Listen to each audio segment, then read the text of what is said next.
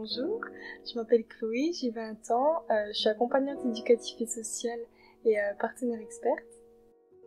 Quel est ton parcours de vie? Je suis née prématurément à 6 mois.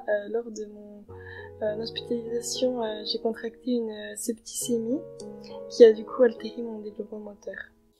Aujourd'hui, tu vas parler au toi du passé. Et en attendant, est-ce que tu aurais une anecdote sur ton enfance? Oui. À la VF, je suis suivie de mes 6 ans jusqu'à mes 12 ans et je me souviens que j'ai fait pas mal d'activités, des ateliers couture, les ateliers cuisine et que voilà, j'ai beaucoup rigolé avec les autres enfants, passé des bons moments, je me suis beaucoup amusée. C'est vrai que je suis une enfant très joyeuse. Est-ce que j'ai pu faire des études? Pour ma part, oui. J'ai fait un bac pro service à la personne et au territoire. Une fois mon diplôme obtenu, j'ai fait ma formation d'accompagnante éducative et sociale à l'IRTS à Besançon. Et et ensuite je travaille au CESAD de la VF. Au fait, pourquoi elle est toujours au CESAD? Je suis principalement toujours au CESAD parce que j'interviens sur plusieurs domaines.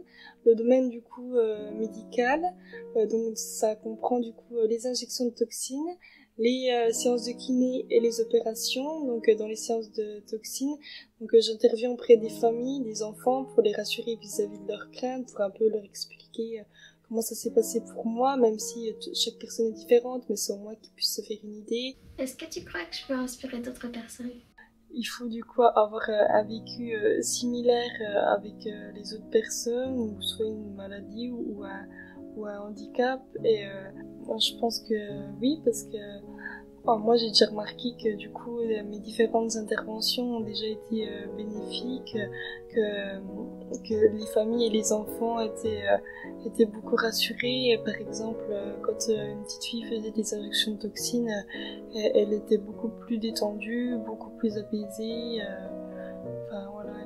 Elle était beaucoup mieux. Et du coup, il y a aussi une autre petite fille qui fait partie du CESAD qui a actuellement aujourd'hui 15 ans. Et du coup, elle aimerait elle aussi devenir père aidante, mais du coup, plus pour parler de son handichien aux autres enfants qui pourraient en avoir un aussi. Ça donne de l'espoir. J'ai fini mes questions. Il est temps de retourner dans le présent.